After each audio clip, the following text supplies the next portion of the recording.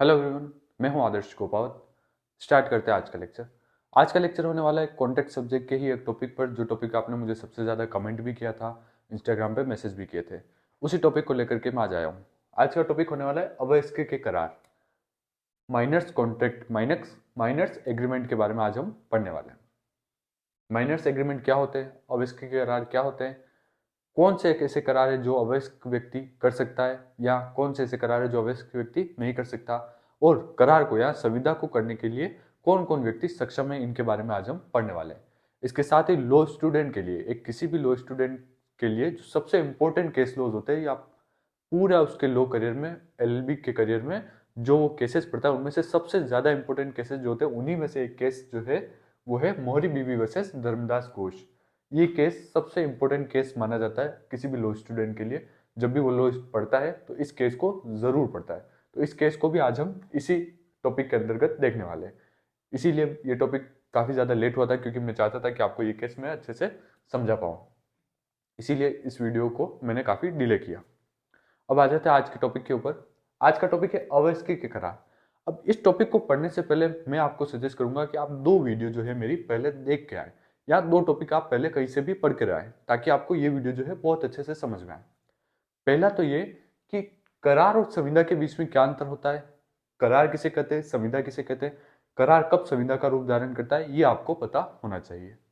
दूसरा ये कि वॉइड और वॉइडेबल कॉन्ट्रैक्ट क्या होते हैं, शून्य और शून्यकरणीय करार क्या होता है, आरंभतः शून्य करार क्या होता है, इनके बारे में आपको पता होना चाहिए। जब ये दो चीजें आपको पता होगी तो आपको आज का वीडियो बहुत अच्छे से समझ में आएगा। अब आ जाते हैं आज के टॉपिक पर, स्टार्ट करते हैं। हमारा टॉपिक है अवयस्क के करार। यहाँ सबसे पहले आपको ध्यान देना है कि यहाँ करार शब्द का इस्तेमाल हुआ है। कहीं भी आप पढ़ेंगे अवयस्क की करार, अवयस्क की संविदा आप नहीं पढ़ेंगे। क्यों नहीं पढ़ेंगे, इस बात को हम पढ़ समझ लेते हैं।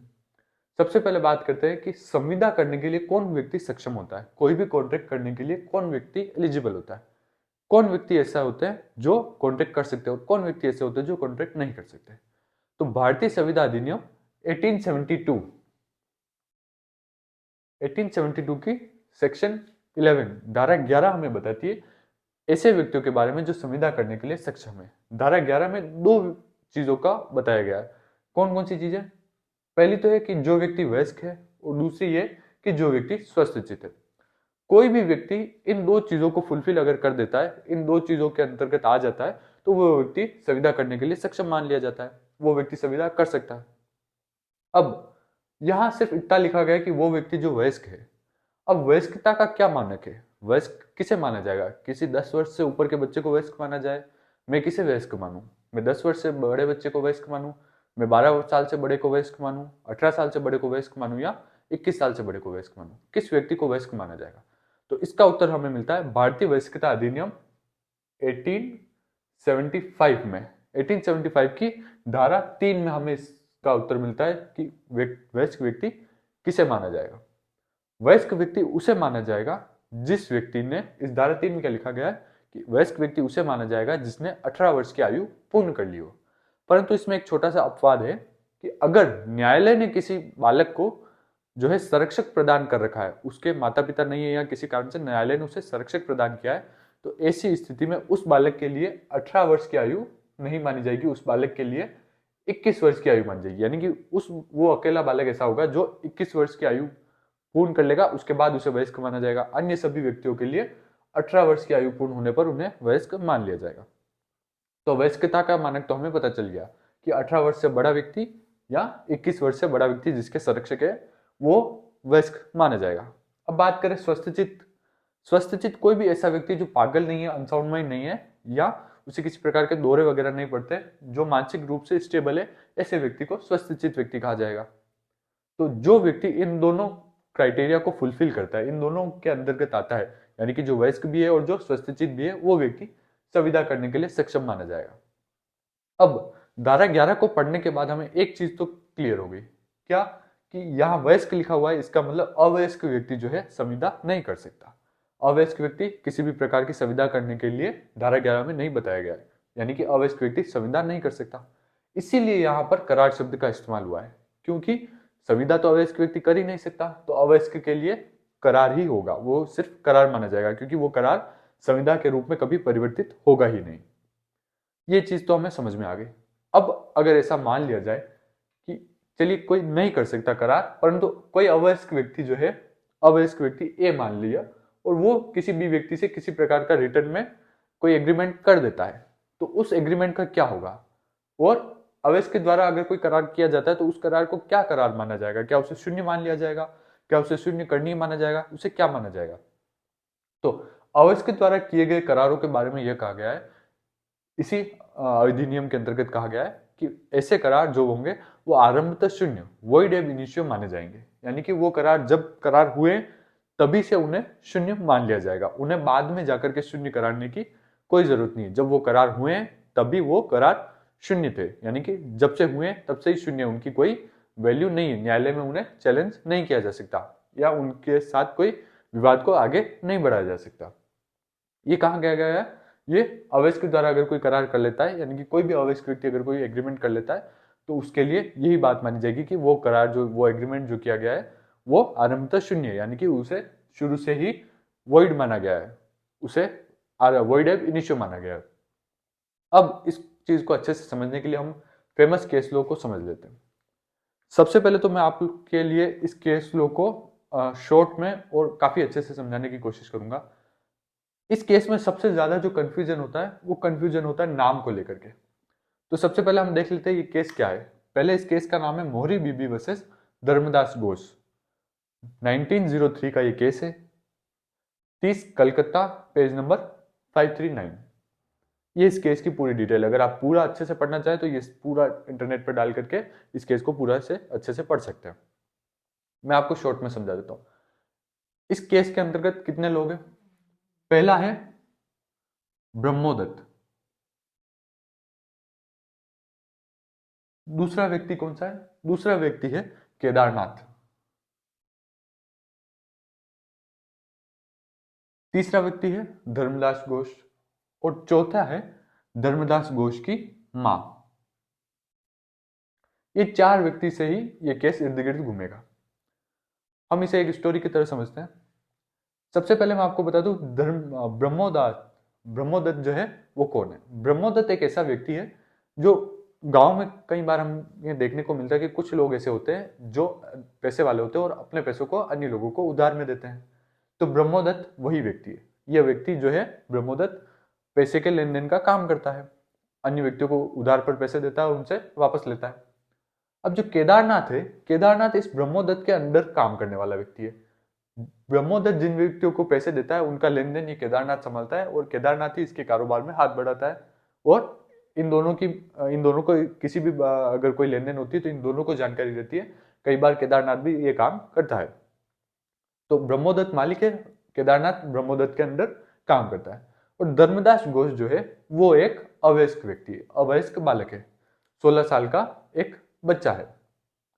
तो धर्मदास घोष जो है वो पैसे के लिए किसके पास जाता है? इनके पास जाता है। केदारनाथ जो है धर्मदास घोष जो है केदारनाथ से 20,000 रुपए की मांग करता है। 20,000 रुपए की मांग करता है। केदारनाथ को जो है इस धर्मदास को 20,000 रुपए पूरे नहीं देकर के एक बार के लिए 8,000 रुपए दे देता है, और बाकी के पैसे बाद में लेने की इनके बात हो जाती है। और ये आपस में कोई कॉन्ट्रैक्ट भी कर लेते, कोई एग्रीमेंट भी कर लेते, छोटे से पेपर पर कुछ लिख भी लेते हैं कि भाई धर्मदास ने इससे इतने रुपए लिए हैं और इतने रुपए लेने बाकी है, इतने रुपए लेने की बात हुई थी। कुछ समय बाद धर्मदास घोष की मां को यह पता चलता है कि धर्मदास घोष जो है केदारनाथ से 8,000 रुपए उधार लेकर के आया। तो जब मां को, धर्मदास घोष की मां को यह पता चलता है कि धर्मदास घोष जो है ये अभी वयस्क नहीं है और ये केदारनाथ से पैसे लेकर के आया, तो इसकी मां जो है वो केदारनाथ को एक पत्र लिखती है, एक पत्र लिखती है, और पत्र में संपूर्ण जानकारी लिख कर दे देती है कि भाई धर्मदास घोष जो है ये एक अवयस्क है और ये आपसे किसी भी प्रकार का कॉन्ट्रैक्ट नहीं कर सकता। ऐसी पूरी जानकारी जो है केदारनाथ को दे देती है। केदारनाथ ब्रह्मोदत्त का मालिक है, यानी कि ये मान लिया जाता है कि इन दोनों को इनको इसको ये पत्र मिल गया था और इन दोनों को इस बात की जानकारी हो गई थी कि धर्मदास घोष जो है वो पूर्ण रूप से वयस्क नहीं है, वो अवयस्क व्यक्ति है। ऐसी स्थिति में थोड़े टाइम बाद जाकर के ये जो है अपने पैसे वसूलने के लिए धर्मदास घोष के खिलाफ एक वाद दायर करते हैं, न्यायालय में वाद दायर करते हैं। कुछ समय वाद चलता है और उसके बाद न्यायालय निर्णय देता है कि केदारनाथ को और ब्रह्मोदत्त को ये पता चल गया था इसकी धर्मोदास की मां द्वारा कि धर्मोदास जो है वो अवयस्क व्यक्ति है। जब अवयस्क व्यक्ति है तो उन्होंने जो धर्मोदास घोष के साथ जो एग्रीमेंट किया है उसकी कोई वैल्यू नहीं है। वो जो एग्रीमेंट था वो आरंभतः शून्य था, वॉइड एब इनिशियो था। जब वो एग्रीमेंट हुआ तब से ही वो शून्य था। तो अब धर्मदास घोष को, केदारनाथ को उस एग्रीमेंट के हिसाब से किसी भी प्रकार का पैसे देने की केदारनाथ या ब्रह्मोदत्त को पैसे देने की धर्मदास घोष को जरूरत नहीं है। यानी कि धर्मदास घोष पैसे देने के लिए लाइबल नहीं है इस स्थिति में, तो कि धर्मदास घोष को जो 8,000 रुपए लिए थे वो इनको देने पड़े, इसके लिए कोई बाध्यता नहीं है। अब जब हम ये पूरी स्टोरी पढ़ते हैं तो इस स्टोरी में सिर्फ यही 4 नाम आते हैं, ब्रह्मोदत्त, केदारनाथ, धर्मदास घोष और धर्मदास घोष की मां। जब लॉ स्टूडेंट इस केस का नाम पढ़ते हैं कि मोहरी बीबी वर्सेस धर्मदास घोष, तो यहां सबसे ज्यादा कंफ्यूजन क्रिएट होता है कि ये मोहरी बीबी कौन है, ये कहां से आई। पूरा केस पढ़ने के बाद भी कहीं पर भी इसका नाम नहीं आता है, तो हमें लगता है कि ये कौन है, ये इस केस के नाम में पहले कैसे आ रही है, ये कहां से आ रही है यहाँ पर, ये सबसे ज्यादा कंफ्यूजन क्रिएट करती है। तो इसको मैं आपको बता दूं कि ये जब हुआ था, जब ये केस चल रहा था, तो केस काफी लंबे समय तक चल जाता है। तो इस लंबे समय के बीच में क्या हुआ था कि ब्रह्मोदत्त जो है, ये ब्रह्मोदत्त, इस व्यक्ति की मृत्यु हो गई थी। इस व्यक्ति की मृत्यु होने पर ये जो मोहरी बीवी है, ये किसकी, ब्रह्मोदत्त की बीवी थी। जब केस का नाम पढ़ते हैं तो कई बार बच्चों को ऐसा कंफ्यूजन हो जाता है कि मोहरी बीवी धर्मोदास की मां है, परंतु ऐसा नहीं। ब्रह्मोदत्त की मोहरी बीवी पत्नी थी और हाई कोर्ट में जो है, हाई कोर्ट या सुप्रीम कोर्ट में मोहरी बीबी के द्वारा उस पैसे को वसूलने के लिए धर्मदास घोष के खिलाफ अपने पति की ओर से उन्होंने वाद दायर किया था। इसीलिए यहाँ पर मोहरी बीबी वर्सेस धर्मदास घोष का नाम आता है। आई होप ये केस आपको अच्छे से समझ में आ गया होगा। ये केस पूरे ही लॉ करियर में किसी भी लॉ स्टूडेंट के लिए सबसे ज्यादा इंपॉर्टेंट केस माना गया है, और कॉन्ट्रैक्ट के लिए तो ये टॉप 1 केस या टॉप सबसे ज्यादा इंपॉर्टेंट, सबसे ज्यादा महत्वपूर्ण केस। इस केस के बिना कॉन्ट्रैक्ट सब्जेक्ट को पढ़ना मुश्किल हो जाएगा। ऐसा केस, लीडिंग केस जो है वो ये माना गया है, मोहरी बीबी वर्सेस धर्मदास घोष। तो आई होप मैं आपको ये बहुत अच्छे से समझा पाया हूँ। अगर समझा पाया हूँ तो आप मुझे कमेंट करके बताइए।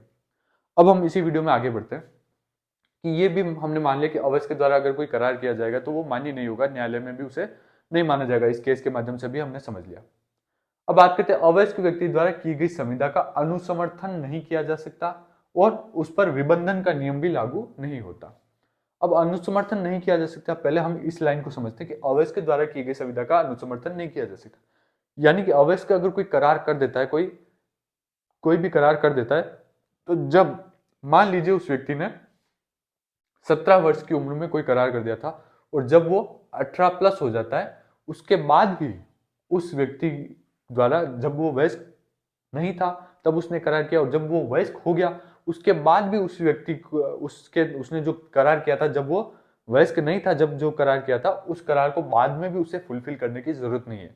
अगर करार ऐसे समय किया गया था जब वो वयस्क नहीं था, तो वयस्क होने के बाद भी उसे उस करार को कंप्लीट करने की या उस एग्रीमेंट को पूर्ण करने की उस पर कोई बाध्यता नहीं है। ये एक बात क्या है, यही अवयस्क व्यक्ति की संविदा का अनुसमर्थन नहीं किया जा सकता, यानी कि बाद में 18 प्लस होने के बाद में भी उसे उसका पालन करने की आवश्यकता नहीं है। अब दूसरा बात करें विबंधन का नियम। विबंधन का नियम हम बाद में कभी पढ़ेंगे, एक बार मैं आपको शॉर्ट में जितना अभी समझना है उतना मैं आपको बता देता हूं कि विबंधन का नियम यह है कि अगर आपने किसी एग्रीमेंट पर कुछ लिख दिया है तो आप बाद में जाकर के न्यायालय में पलट नहीं सकते कि नहीं नहीं ये मैंने नहीं लिखा या इस बात से मैं इनकार करता हूं। तो ऐसा आप नहीं कर सकते। यही बात क्या कहता है, विबंधन का नियम कहता है।